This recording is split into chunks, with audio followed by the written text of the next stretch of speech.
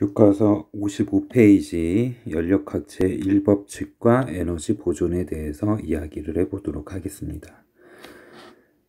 연력학체 1법칙, 열역학이란 얘기는 이제 기체와 관련된 이야기를 말하는 거죠. 기체가 힘을 받고 그 힘을 받은 거에 대해서 이제 어떤 변화들이 일어나는 데의 규칙성, 그 규칙성은 역시 에너지가 보존되는 규칙성이다 라고 이야기를 할 수가 있습니다. 자, 중간에 이제 넘어가서 이제 가장 핵심은 기체가 열을 흡수하면 온도가 높아지면서 부피가 커진다. 자, 온도가 높아지는 것은 기체의 내부 에너지가 커지는 과정이고, 부피가 커지는 것은 기체의 외부에 일을 하는 과정이다. 따라서 기체가 흡수한 열 Q는 내부 에너지 변화량과 기체가 외부 하는 일의 합과 같다. 이것을 연력학 제1법칙이라고 한다. 연력학 제1법칙은 에너지 보존 법칙이라고 볼 수가 있습니다. 기체가 이 열을 흡수하면 일부분은 기체의 내부 에너지를 증가시키면서 또 일도 하는 경우를 말하는 거죠. 뭐 여기에 상황에서 흡수한 열이 모두 다 내부 에너지 증가시킬 수도 있고, 그럼 일은 0이 되겠죠. 반대로 내부 에너지 변화 없이 100%다 일로 변화시키는 과정도 있을 수도 있겠죠. 어쨌든 에너지에서는 공급된 에너지가 내부 에너지나 일의 형태로 기체는 에너지가 이렇게 변환이 일어난다라고 보시면 되겠습니다. 자, 여기에 등장하는 용어들 다시 한번 보도록 할게요. 여기 Q는 열 에너지가 되겠죠. 열 에너지. 자, 여기에서 U는 내부 에너지인데 여기에 델타가 붙으면 내부 에너지의 뭐다? 변화량이다. 그 다음 W는 일, 누가 한 일? 기체가 한 일이다 라고 볼 수가 있겠죠. 자, 여기에서 여러분들이 또 한번 알고 가야 될 게, 얘도 플러스 마이너스 개념이 있고 델타 U도 플러스 마이너스, 1도 플러스 마이너스의 개념이 있습니다. 그 개념을 또 짚고 넘어가야 되겠죠. 자, 기체가 Q가 플러스다 라고 하는 건 열 에너지를 뭐 했다? 모두 다 얘네들을 설명할 때는 기체를 기준으로 설명해요. 기체 입장에서 얘를 열을 흡수했다. 기체를 기준으로 하니까, 자, 마이너스는 열을 방출했다라고 이렇게 표현할 수 있고요. 자, 내부 에너지 변화량에서 역시 얘가 플러스가 있겠죠. 자, 플러스는 내부 에너지 증가. 내부 에너지 증가는 온도 증가. 자, 내부 에너지가 결정짓는 것은 우리가 오로지 온도에 의해서 결정되기 때문에 온도가 증가했다, 내부 에너지 증가했다. 마이너스, 온도가 감소했다, 내부 에너지가 감소했다. 이렇게 해석하시면 되고요. 자, 1도 플러스 개념이 있고 마이너스 개념이 있죠. 플러스의 뜻은 기체가 일을 했다. 기체 입장에서. 마이너스는 일을 뭐 했다? 받았다. 이렇게 이제 해석할 수 있죠. 이 세 가지 다시 한번 보도록 하겠습니다. 자, 그러면 우리가 이제 전 시간에 내부 에너지에 대한 정의, 온도에 의해서 결정되는 것을 얘기했었고, 자, 일은 P와 델타 V를 통해서 정의 내리는 것을 했었죠. 이건 기억이 안 나면 앞부분으로 돌아가서 여러분들이 보시면 되겠습니다. 이제 확인 문제 5번 한번 볼게요. 기체가 1000줄의 열을 가했더니 기체의 내부 에너지가 600줄만큼 증가했고 기체가 한 일 Q는 뭐다? 몇 줄이냐?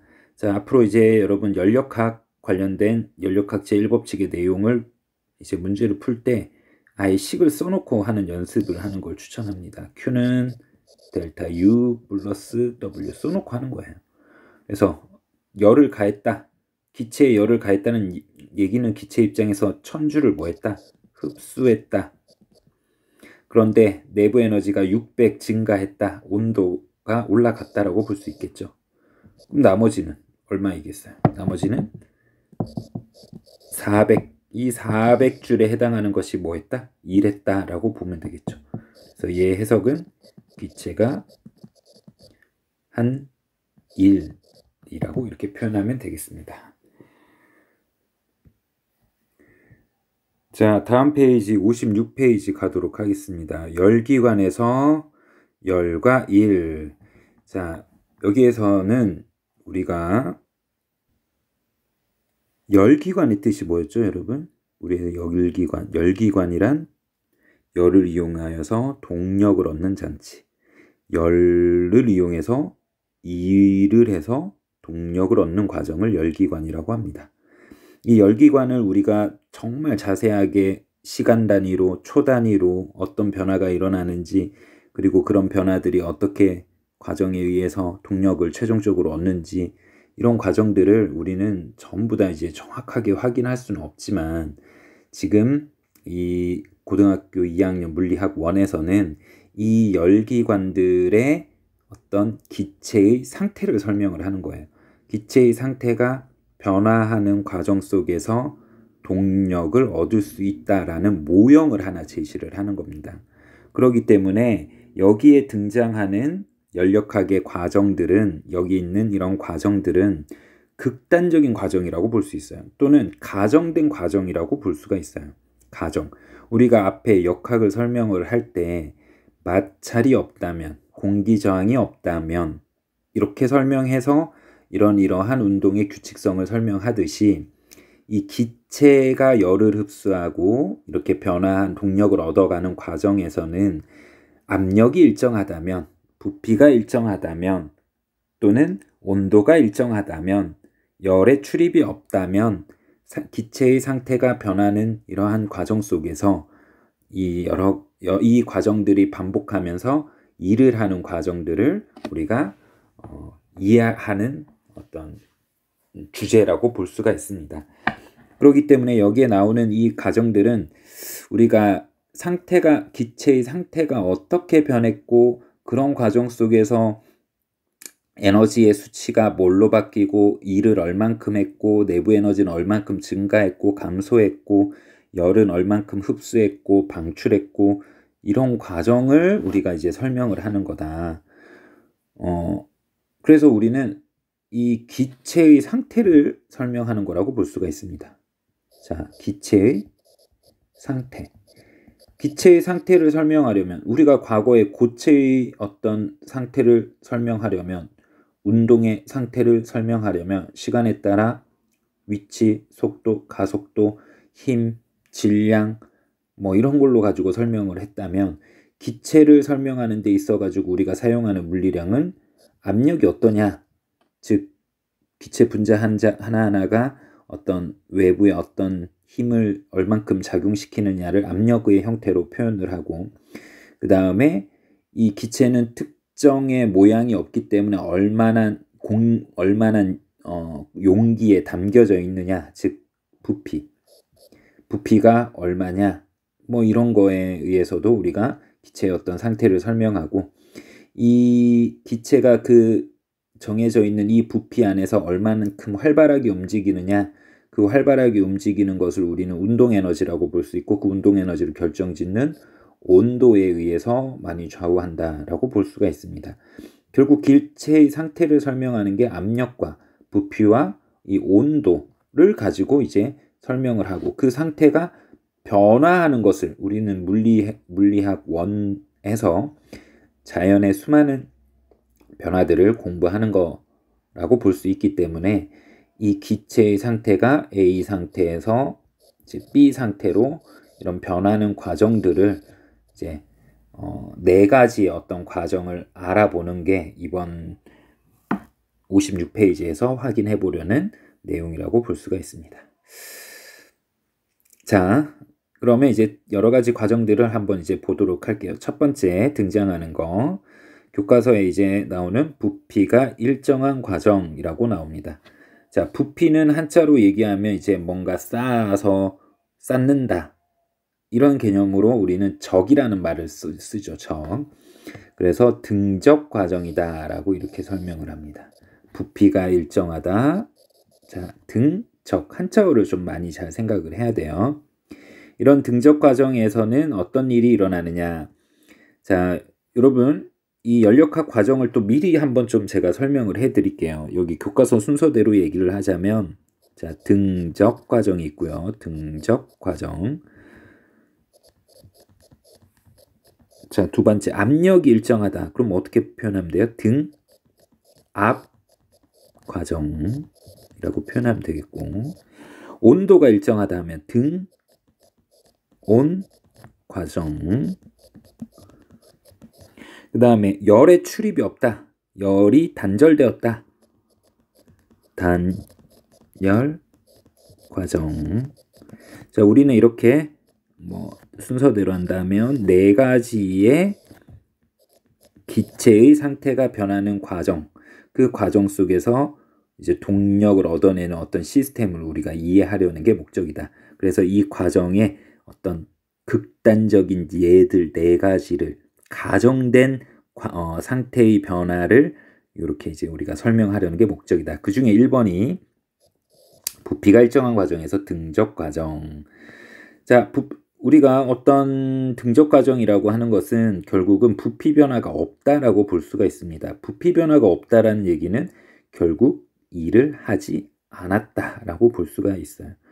그래서 우리가 이런 문제를 풀 때 다시 한번 보면 이런 네 가지 과정의 문제를 풀 때 우리는 항상 어떤 과정들을 이야기를 할 때는 연력학 1법칙의 성립이 돼야 되기 때문에 공급한 에너지가 있으면, Q가 있으면, 열 에너지가 기체가 흡수를 하면 일부는 내부 에너지를 변화시키거나 또 일부는 기체가 뭘 한다?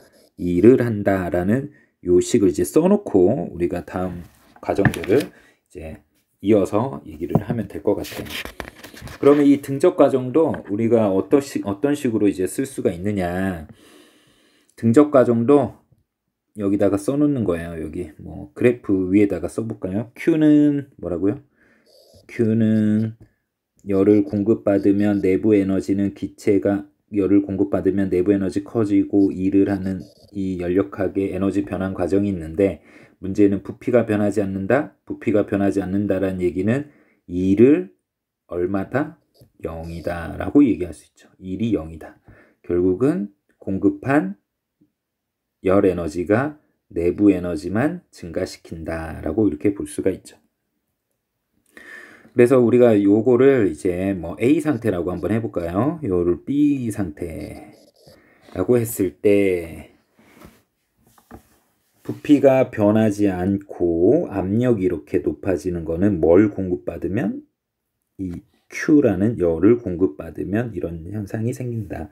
그럼 A 상태와 B 상태를 또 설명하는 게 압력이 높아졌다라고도 설명할 수 있지만 기체를 설명하는 또 하나 숨어 있는 게 뭐야? 온도죠, 온도.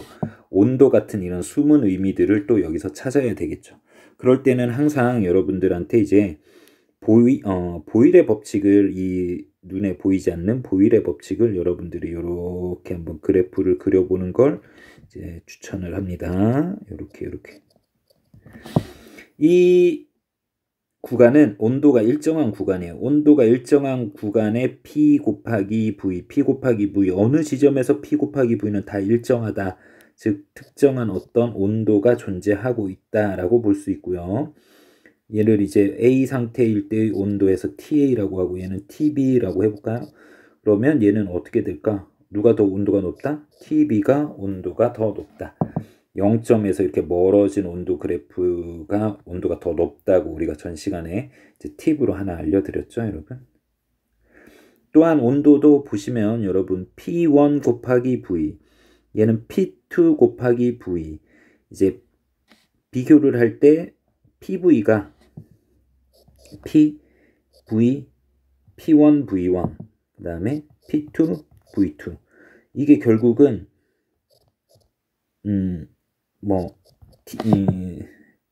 얘는 TA라고 볼 수 있고 얘는 TB라고 볼 수 있죠. P2가 훨씬 크죠. 그런 온도가 크다. 이렇게도 이제 설명이 가능하죠. 자, 이거는 정말 이상적이라고 볼 수 있죠. 공급한 에너지가 네, 지금 말 실수했습니다. 공급한 에너지가 대부분이 그냥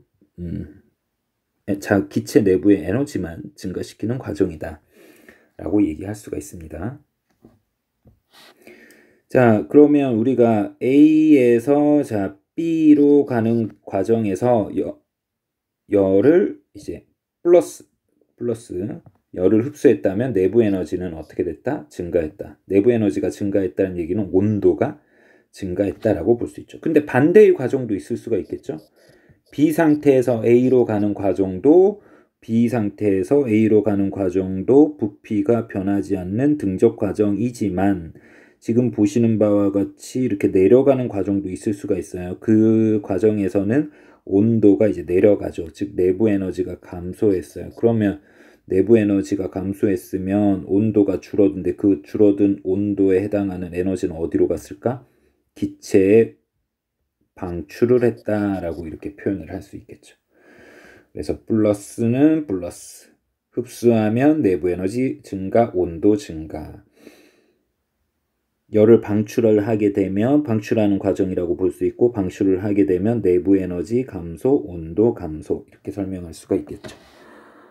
자, 두 번째 이제 연력학 과정을 한번 볼까요? 두 번째 연력학 과정은 압력이 일정한 과정. 압력이 일정하다 등압 과정이라고 볼 수 있고요.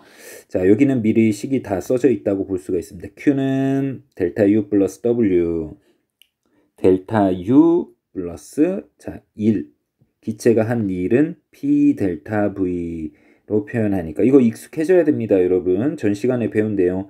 내부 에너지는 온도에 비례하고 기체가 한 일은 부피가 증가했느냐를 가지고 따진다라고 우리가 계속 이야기하고 있어요. 자, 처음에는 피스톤 상태가 이렇게 첫 번째 상태가 있습니다. 그런데 이제 여기가 고정되어 있지 않고 피스톤이 움직이는 상황이죠.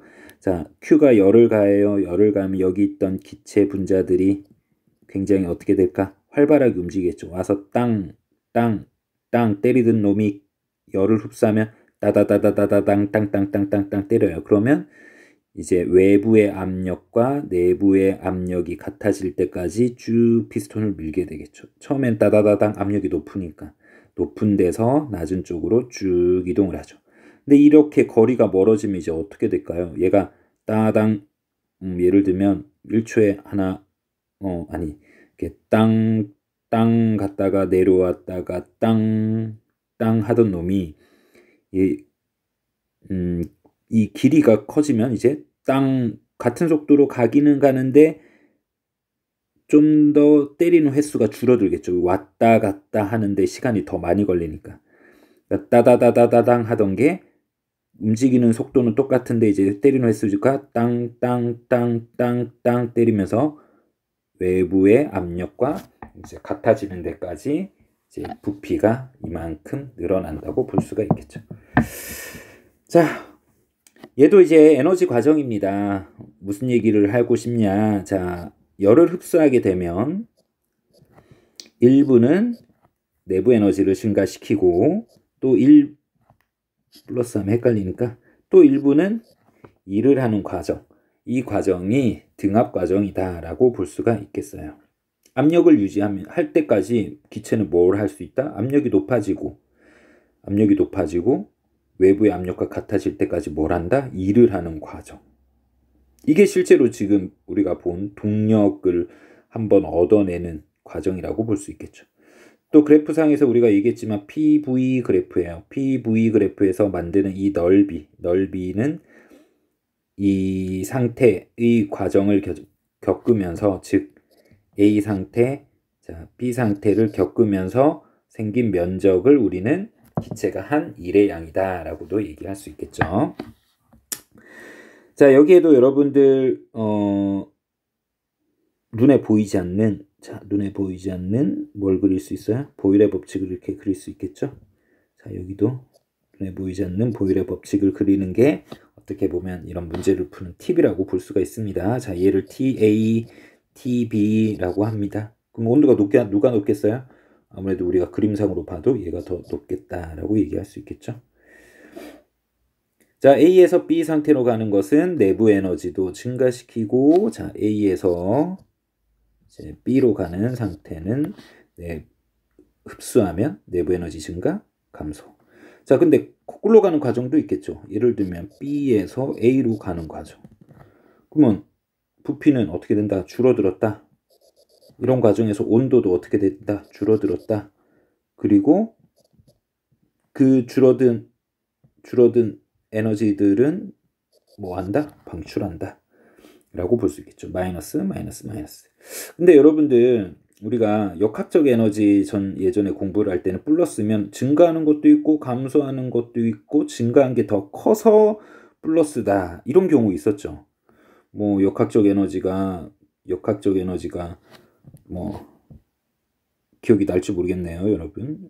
예를 들면 어떤 물체가 이렇게 쭉 내려오면서 이제 여기 이렇게 매달려 있는 물체가 있는데 이 B 입장에서 본다면 내려가면서 속도가 빨라지니까 운동 에너지는 증가하고 그다음에 내려가면서 위치 에너지는 뭐한다? 감소하는데 이때 이 전체의 역학적 에너지는 어떻게 된다? 전체의 역학적 에너지는 감소하게 된다. 이런 경우는 있어요.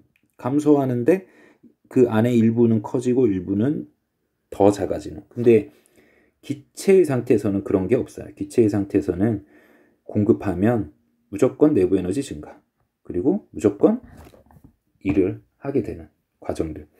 이 플러스가 됐는데 마이너스 플러스 이렇게 같이 있는 경우는 없다. 그래서 이거는 하나의 이제 또 요령이라 생각하시면 돼요.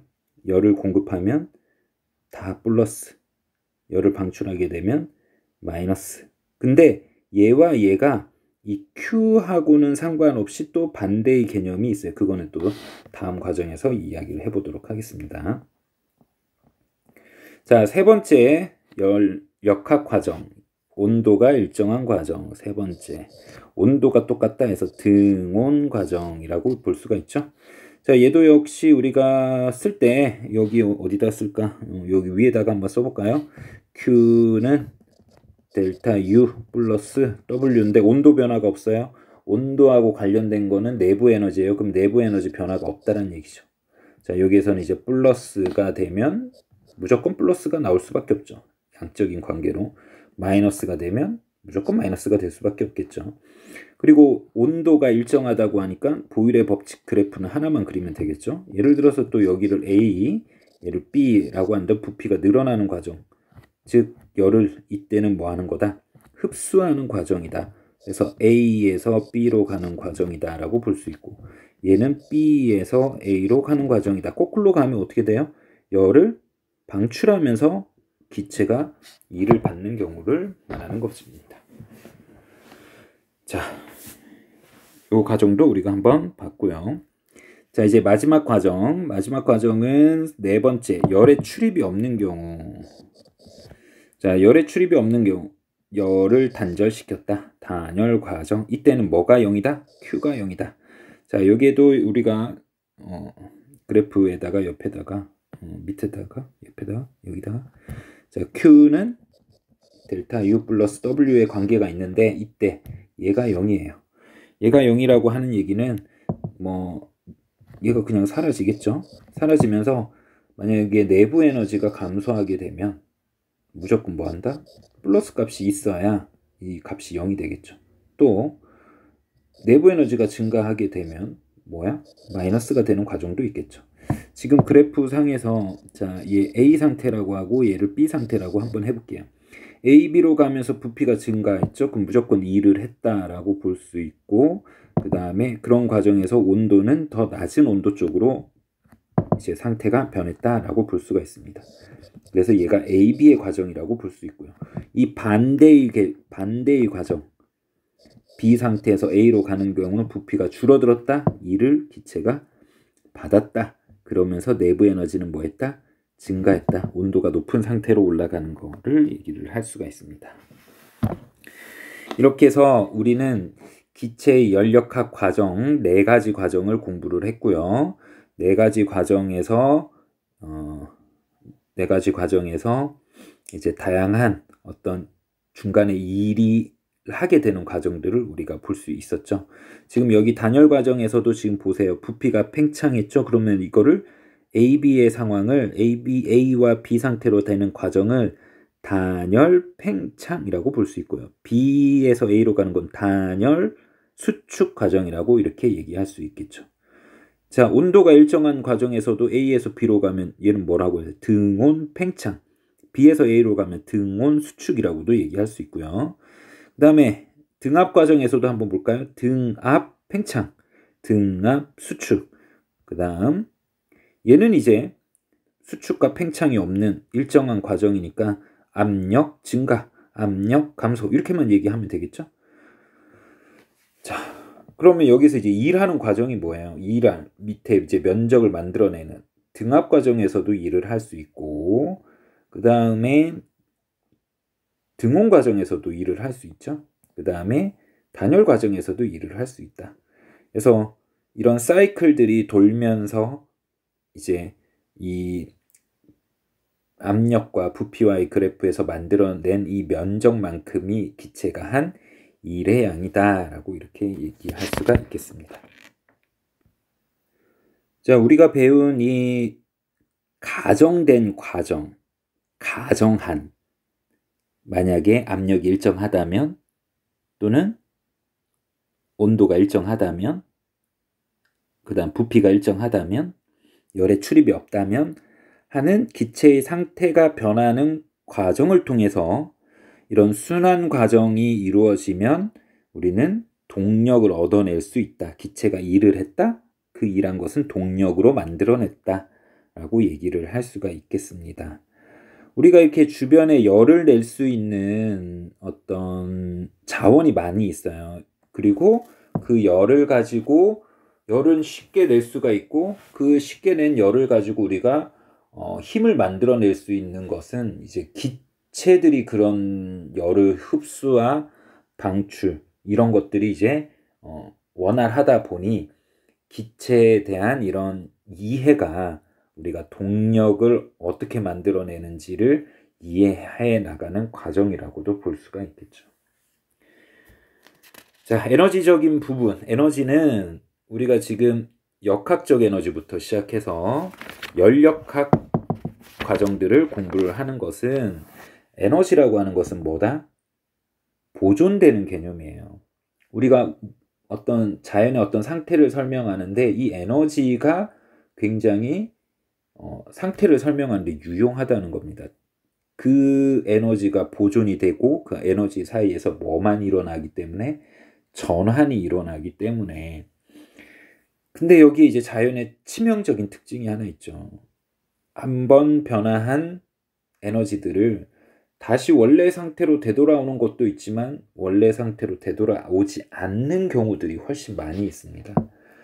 그 되돌아오지 않는 과정들이 이제 그 자연의 특징을 설명하는 것이 이제 연력학체 2법칙 58페이지의 내용이라고 볼 수가 있겠네요. 자, 오늘은 57페이지까지 내용으로 정리로 이제 마치도록 하겠습니다.